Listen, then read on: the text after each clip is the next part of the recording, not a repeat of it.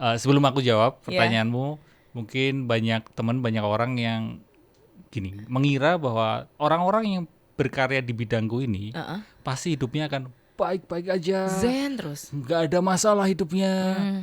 Padahal ya kami ini manusia, kami ini WNI gitu. Jadi ya tentu aja ada masalah, ada stresnya gitu. Maksudnya jadi ya kan, kita manusia cenderung terjebak dalam thinking.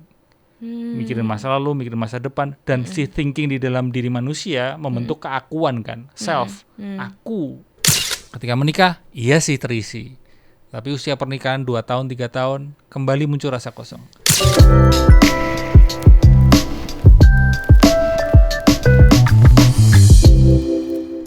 Hai semuanya, balik lagi di Show Up with Uci Topohan Podcast. Dan episode kali ini lebih istimewa karena ini adalah Mindful Journal Edition.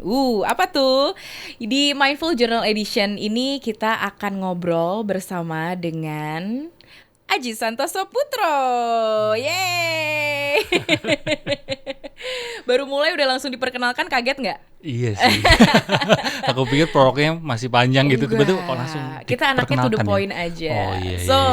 sudah hadir di sini Mas Aji Santoso Putro yang akan menemui kita di Mindful Journal Edition setiap ada Show Up with Uci Topohan Podcast. Karena kalau misalnya ngomongin tentang mindful gitu ya, satu orang yang langsung teringat di kepalaku ya Mas Aji Santoso Putro. Oh ya. Terima Aku kasih. mau perkenalkan nih Terima buat kasih. friend yang sepertinya sih sebenarnya udah kenal ya, cuman biar formal kita perkenalkan ulang. Iya. Mas Aji Santoso Putro ini adalah seorang praktisi di bidang mindfulness dan juga kesehatan mental. Terus dia ini juga adalah seorang penulis buku, bener ya Mas? Iya. Terus content creator, bener ya Mas? Apalagi Content creator aktor juga khusus nggak? itu tadi Khusus nulis caption aja, penulis caption. Oh ternyata ya. penulis tuh penulis caption Iya, maksudnya. sama nulis WhatsApp ya. Nulis WhatsApp itu. Termasuk content creator nggak sih itu?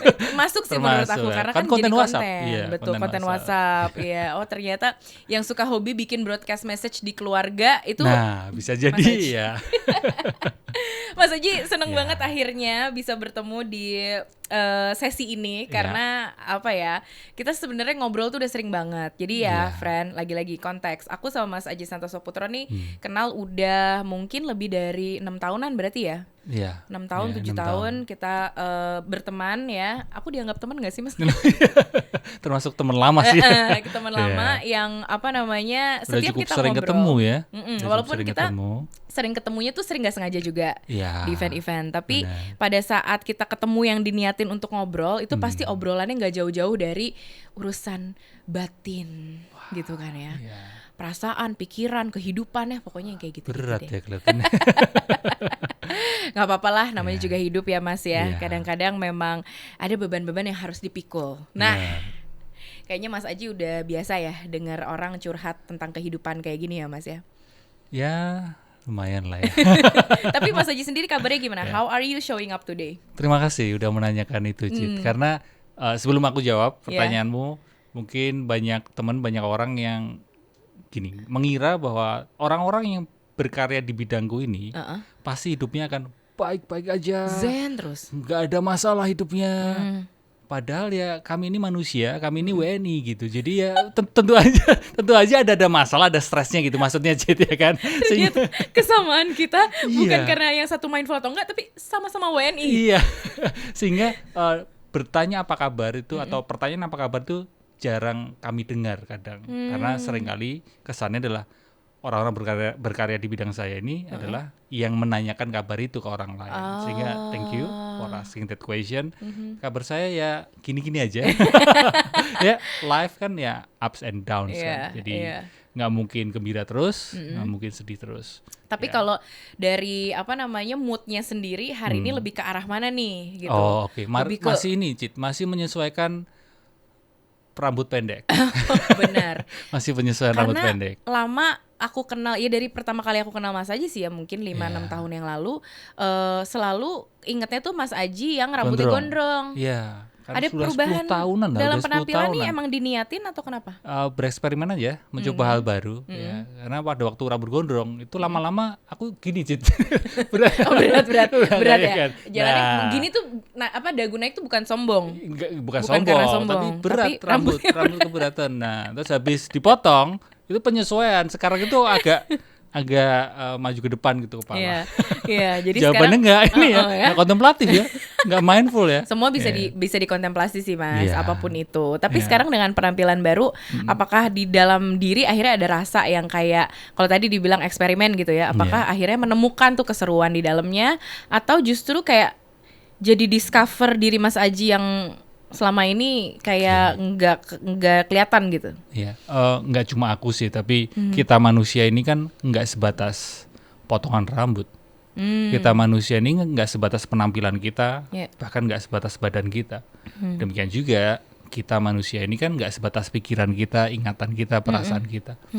Kita ini melampaui itu semua gitu, sehingga meskipun rambutnya ganti-ganti, meskipun badannya mungkin juga ganti-ganti, penampilan ganti-ganti. Iya. Pasangan ganti-ganti. Pasangan ganti. Ya ada juga yang seperti itu kan ya. Situasi hidup juga berganti-ganti, ada kalanya gembira, ada kalanya sedih, ada kalanya kita tertawa, ada kalanya menangis. Our true nature, hakikat diri kita itu tidak terpengaruh itu semua. Gitu ya. Iya. Karena yang diri sejati yang sesungguhnya itu ya itu gitu ya, nggak akan berubah gitu ya. Iya, dia senantiasa ajak, tidak terpengaruh apapun sebenarnya. Gambarannya seperti layar dan film. Filmnya kan bisa ganti-ganti. Ada film komedi, ada film horor, ada film drama, romance. Bahkan adegan di filmnya juga ganti-ganti. Ada kalanya misalnya action, ada kalanya dialog, scene-nya kan macam-macam kan. Tapi layar, seringkali kan kita melupakan layarnya, kita hanya ngelihat filmnya kan. Seringkali layar itu, bahkan bukan seringkali, selalu layar itu tidak terpengaruh kan, selalu tidak terpengaruh filmnya apapun. Nah, layar itulah sebenarnya gambaran hakikat diri kita. Seperti layar yang kita punya di sini nih Mas. Benar. Hari ini kan sekali. layarnya tulisannya Show Up with Ucita Pohan. Nanti kalau ada sponsor, ini logonya Oke, sponsor. masuk ya. Masuk layarnya tidak berubah. Layarnya tidak berubah. Isinya bisa berubah. Ya, yang mau. Oke. Tapi itu sebenarnya gambaran kayaknya yang sangat mudah dipahami. Karena selama ini pada saat kita ngomongin soal batin, pikiran, perasaan, kita tuh jadi ngawang gitu, bingung Mas, yang sebelah mana, yang di mana, karena kan nggak kelihatan. Padahal sebenarnya ya disitulah diri kita yang sesungguhnya merasakan ini itu gitu ini kan. Mau aku digging deeper nggak? Boleh. Kamu kan bilang bahwa diri kita ya di situ gitu. Sekarang aku mau tanya kamu, Cid. Ketika kamu ditanya dirimu itu ada di mana? Di mana, Cid? Dirimu itu ada di mana? Di sini. Nah, kalau misal pinggang ke bawah dan pinggang ke atas, kira-kira diri itu di pinggang ke atas atau di pinggang ke bawah? Kamu lebih merasa diri ketika kamu menunjuk aku, itu di mana? Jawaban pinggang atas atau pinggang bawah? Kayaknya kalau jawaban awamnya atas deh. Pinggang atas, oke. Banyak orang akan bilang yang pinggang atas, oke. Ketika aku tanya gini kayaknya kamu berhati-hati ya. Ini pertanyaan jebakan, mau arah kemana? Pertanyaan jebakan atau pertanyaan prank? Oke, pinggang ke atas ya. Ketika pinggang ke atas, kita bagi lagi bahu ke atas atau bahu ke bawah. Oke, buku aku bicara tubuh tuh dibagi-bagi gitu. Oh iya, bener ya. Masuk ke situ juga. Masuk juga. Bahu ke atas, kepala, atau aku itu ada di bahu ke bawah? Kepala. Lagi-lagi jawaban awamnya bahu ke atas, kepala. Bahu ke atas? Iya, kan ada di otak. Tapi banyak orang kan ketika menyebut aku akan menepuk apa? Dada, jantung, hati. Ya. Ada juga sih yang bilang memang. Aku lebih ke tadi kayak karena kalau kondisi medis selama listrik otaknya masih nyala kan orangnya masih hidup ya. Di situ. Oke. Sebenarnya tidak akan masalah juga bahu ke atas atau bahu ke bawah. Sekarang kalau kiri kanan. Dibagi kiri kanan ini badan kita. Diri aku itu di kirimu atau di kananmu? Di tengah deh. Di tengah. Deh. Hati. Iya. Oke. Nah, sebenarnya pertanyaannya lebih ke mengarah ke gini. Ketika kamu menentukan lokasi dirimu, Iya. aku itu di tengah, di hati, atau mungkin di bahu ke atas, berarti kan ada bagian dirimu yang menyadari itu kan. Bener, lagi mempertimbangkan itu ada di mana gitu ya. Ya, berarti ada bagian dirimu yang tahu, yang ngeh bahwa dirimu itu ada di situ.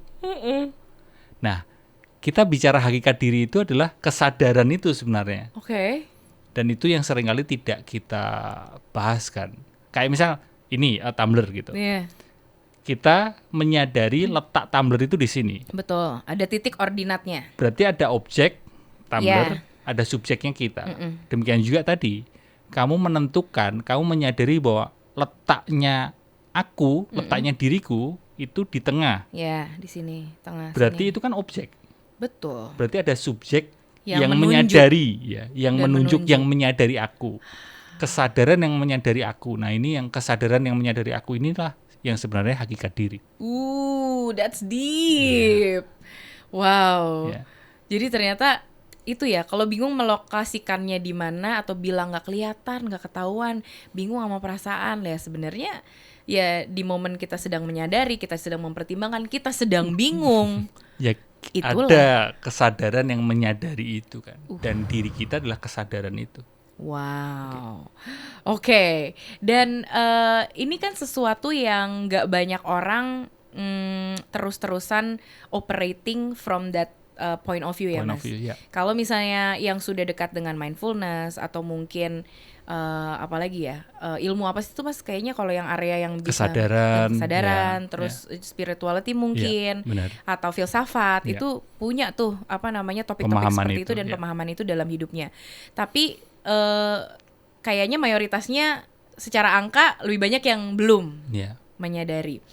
Dan akhirnya membuat kehidupan ini tuh jadi lebih banyak dipengaruhi sama hal-hal yang terjadi di sekitarnya. Ya, hanya fokus di filmnya, Benar, bukan di layarnya. layarnya.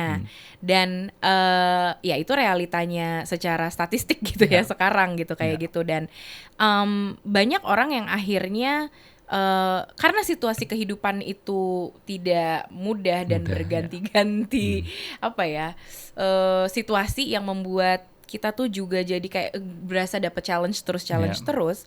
Akhirnya di zaman sekarang ini dengan ketidaksadaran tersebut atau belum sadarnya tersebut, banyak orang yang ngerasa hidup ini kok kayaknya berat ya. Iya. Even bahasan ini aja tuh terasa berat gitu. Berat, iya. Ya kan? Dan apa namanya? Kayaknya baru mau mulai masuk aja udah capek duluan gitu dengan situasi kehidupannya sendiri, capek ngejalaninnya gitu dan jadi ada stres rasa gitu ya. Ada rasa stres dan bukan cuma sekedar stres tapi kayak kelelahan yang lebih dari itu gitu Mas. Iya, iya. Mas Aji sendiri pernah nggak mengalami hal itu? Stres atau mungkin istilahnya sebelum punya kesadaran yang seperti sekarang. Bahkan sampai sekarang pun masih tetap. ya masih merasakan stres itu. Atau mungkin kalau istilah sekarang kan burnout kan ya, ya stres yang berlebihan gitu. Apakah aku pernah ngalamin? Tentu pernah.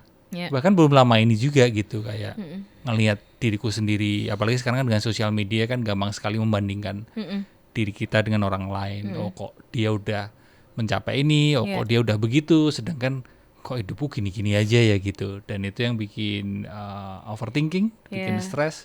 Bahkan sampai parahnya kan kayak membenci diri sendiri kan. Aku ini emang orang yang nggak bisa berhasil, aku memang orang yang tidak mungkin berhasil gitu-gitulah, mengutuk diri sendiri gitu.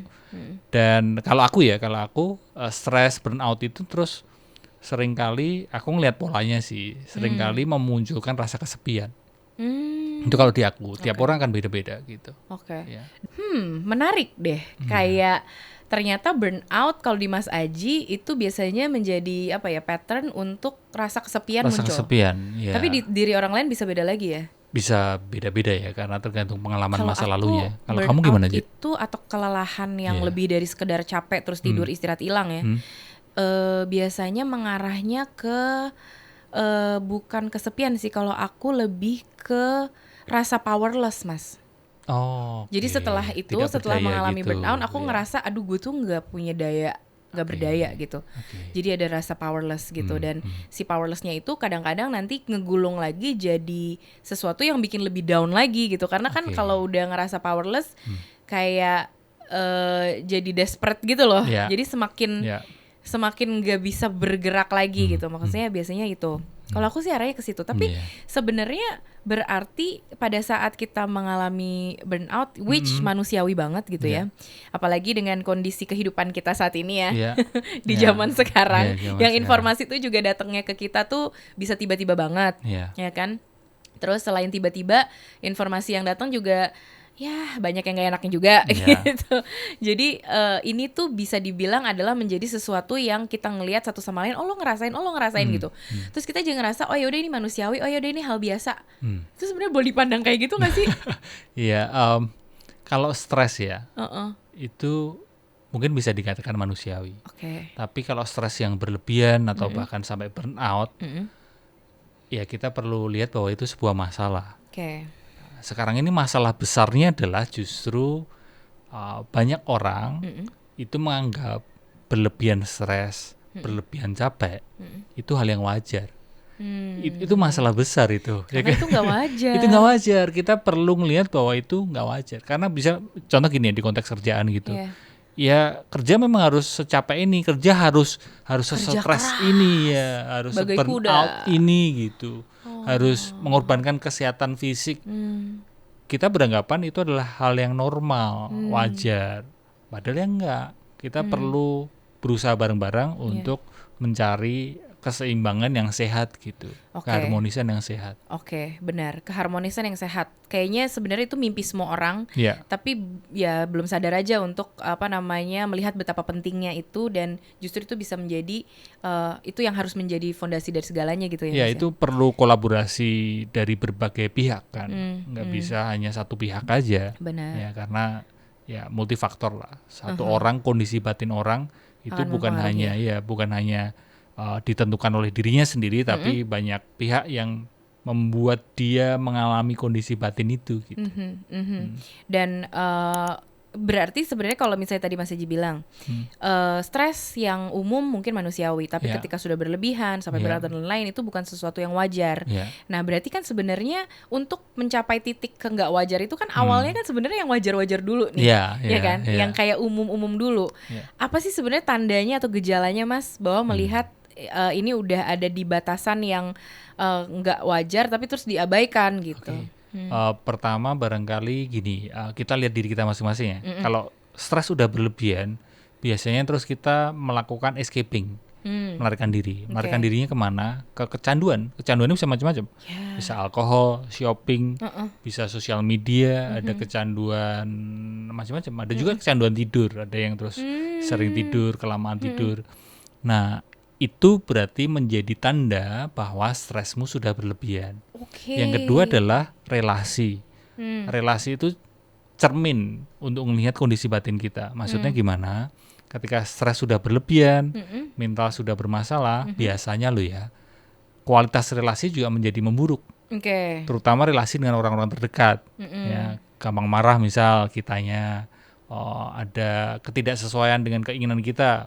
Dia ngomong gitu sih gitu. Langsung dua-dua marah.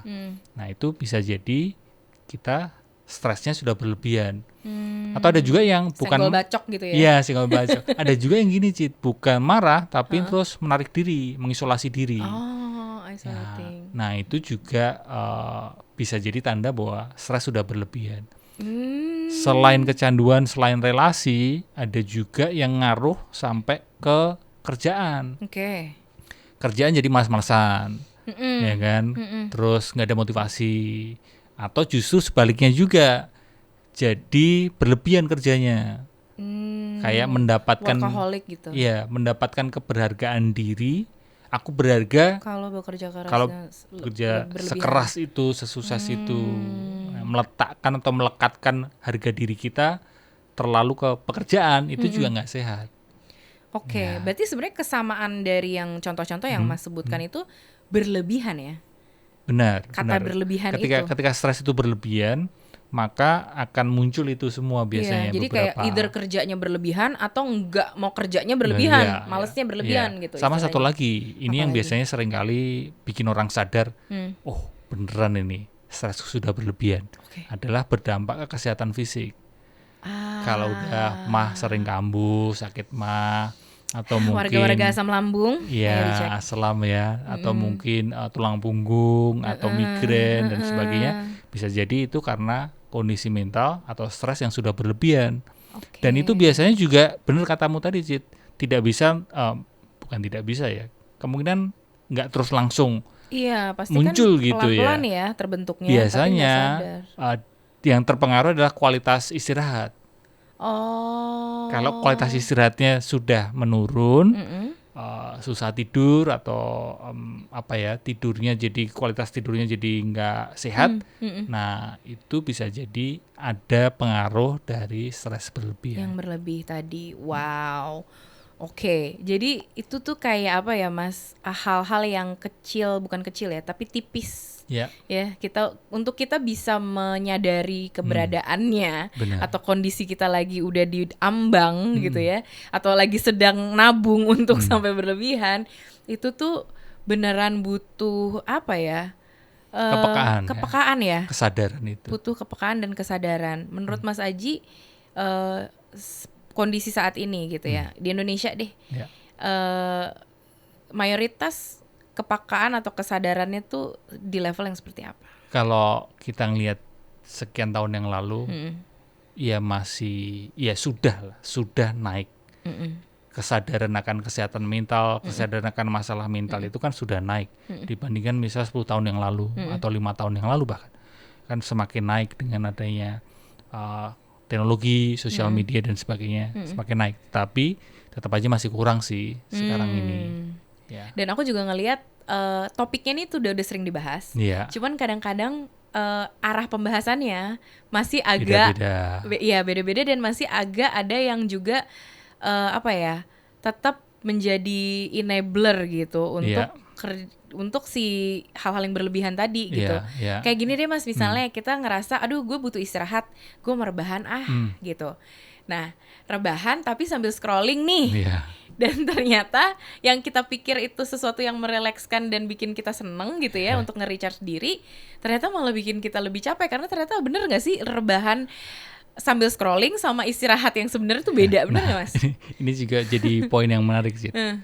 Sekarang ini hal-hal yang kita rasa bikin kita relax, hiburan, contoh sosial media, kita anggap itu sebuah hiburan, bikin kita relax. Itu sebenarnya juga bikin kita stres kan. Kan itu yang merepotkan kita sekarang ini. Kita mengandalkan atau menggunakan sosial media, teknologi itu untuk menghibur kita, tapi justru hiburan itu pun bikin kita stres. Sesimpel kita buka layanan streaming misal, milih film. Lama banget aku kalau nyari.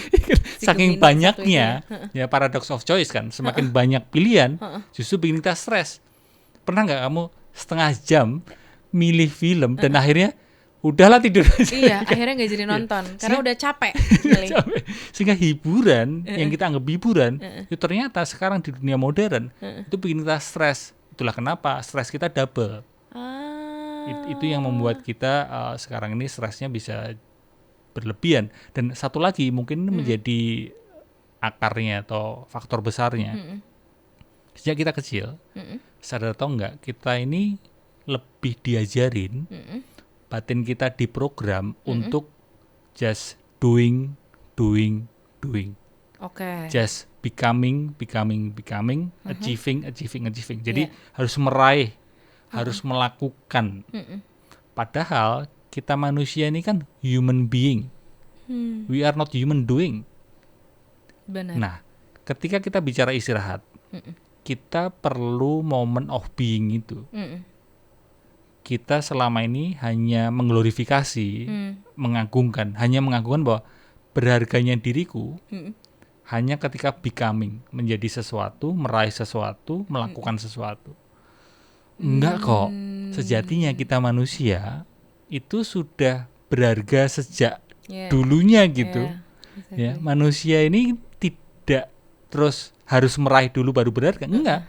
Kita ini sejatinya sudah berharga. Yes. Nah, kesadaran itulah yang kita perlukan supaya kita tidak terus merasa gini, wah aku istirahat, aku bersalah deh, kan gitu Iya, kan, banyak ada banget rasa gitu. yang kayaknya makin kesini juga burnout, terus Iya. mau istirahat atau mau mengambil waktu untuk diri sendiri malah diliputi rasa bersalah itu tadi, Iya. karena ngerasa jadi nggak produktif, value dirinya berkurang kalau dia Iya. nggak produktif. Padahal ya manusia human being ya, just We are be human being, sebenarnya iya. ya. Nah, di situasi yang sekarang emang kondisinya kan udah begini nih Mas, Iya. udah keburu. Kita hidup di dunia yang sekarang ini lagi cepat banget, Benar. ya kan? Semua semua orang melakukan hal yang kayaknya berlomba-lomba bentuknya, kompetisi, dan terjadinya begitu cepat gitu. Iya. Lalu kemudian ada pihak-pihak ataupun ya mungkin seperti Mas Aji gitu ya. Iya. Mindfulness lah katakan, datang dengan konsep hidup zen, tenang apa segala macam. Banyak orang yang ngerasa aduh nggak make sense tuh kalau misalnya diaplikasikan ke kehidupan gue gitu kan ya. Apakah memang pertanyaan aku bukan apakah memang sih, tapi lebih kepada kalau misalnya jaraknya sudah sejauh itu, Iya. apa sih yang bisa membuat tetap ini tuh bisa kita bikin jadi lebih baik gitu? Oke. Misal gini ya, kecepatanmu sudah 100 km per jam misal. Lalu tiba-tiba ada saran termasuk dari diriku untuk pelanin dong gitu kan, kayak nggak mungkin gitu. Iya. Ya kan? Yang aku saranin itu kan nggak terus mengajakmu untuk kamu 10 km per jam dong, enggak. Karena mungkin terlalu lambat, itu Karena juga mengerem menjadi mendadak masalah. juga nanti Iya, jadi masalah kecelakaan, juga kan. say. Kita perlu sepakat dulu ini bahwa menjadi stres berlebihan karena kecepatan kita sudah terlalu cepat. Dan terlalu cepat itu pun juga nggak sehat. Ya.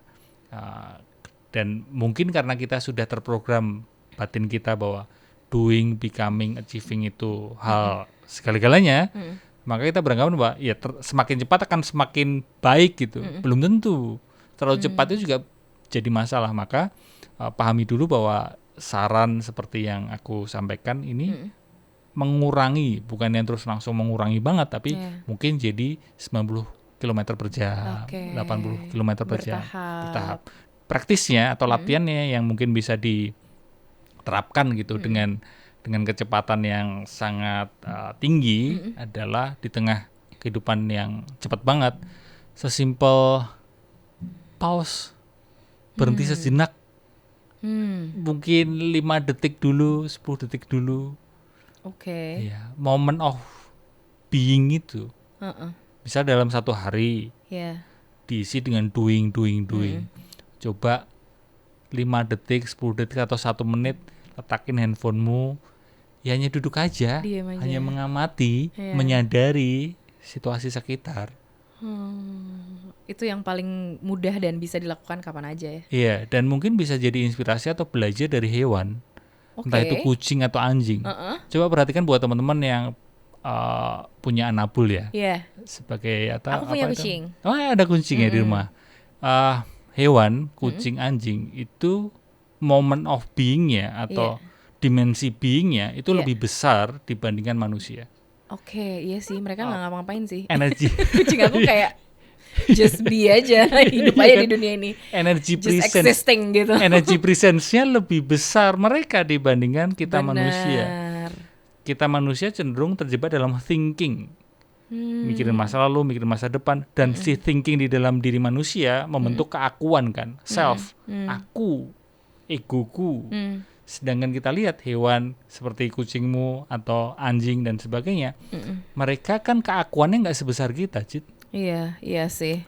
Ya, mereka hanya risaunya kalau nggak ada makanan misalnya, tapi nggak terlalu mikirin 5 tahun lagi aku mau jadi apa ya, atau mikirin 10 tahun yang lalu aku gimana ya.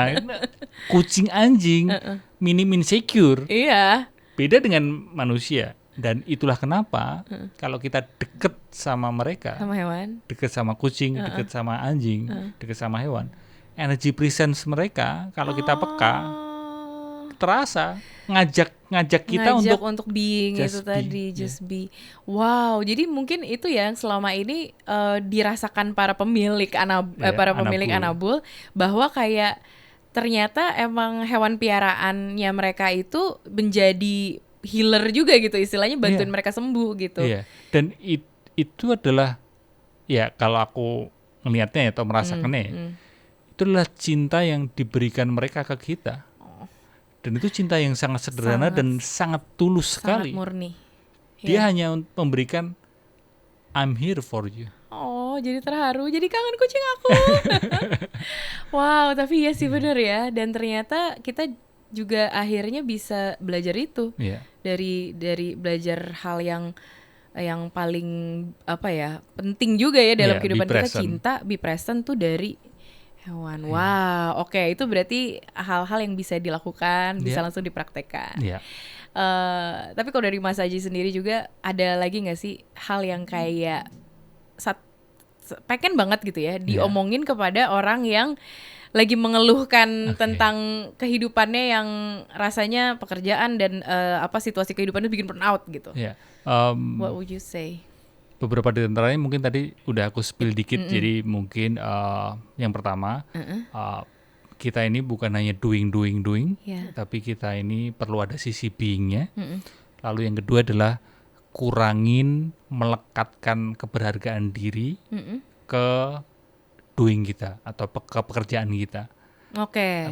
Kita keberhargaan diri kita itu tidak diukur dari produktivitas kerja kita. Itu karena kalau kita lekatkan berhargaku kalau aku produktif banget, wah repot.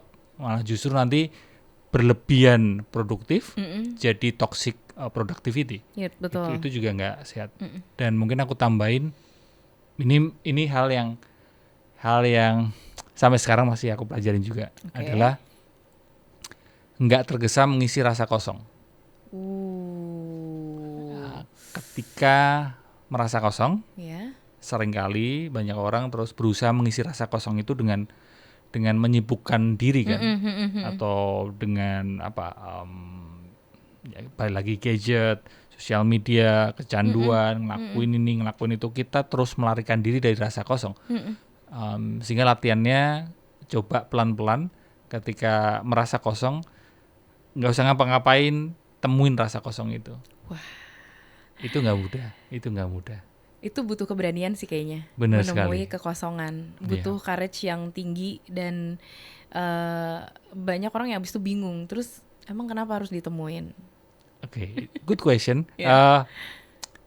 Kalau kita lihat ya, puncak dari segala sesuatunya itu rasa kosong. Maksudnya gini, misal jomblo. Orang jomblo nggak punya pasangan beranggapan bahwa hidupku kosong. Dan beranggapan bahwa kalau aku punya pacar, maka ada yang mengisi, akan terisi rasa kosong itu. Ketika sudah punya pacar, usia pacaran misal berapa? 5 tahun atau mungkin beberapa bulan, udah muncul lagi nih rasa kosong lagi, ya kan? Padahal udah ada pacar, tapi muncul lagi rasa kosong. Rasa kosongnya akan terisi kalau aku udah menikah. Ketika menikah, iya sih terisi. Tapi usia pernikahan 2 tahun, 3 tahun, kembali muncul rasa kosong. Lalu beranggapan, kan belum punya rumah. Udah punya rumah. Bener sih, kosongnya terisi. Tapi usia rumah atau udah punya rumah, setahun, 2 tahun, 3 tahun, 4 tahun, muncul lagi rasa kosong.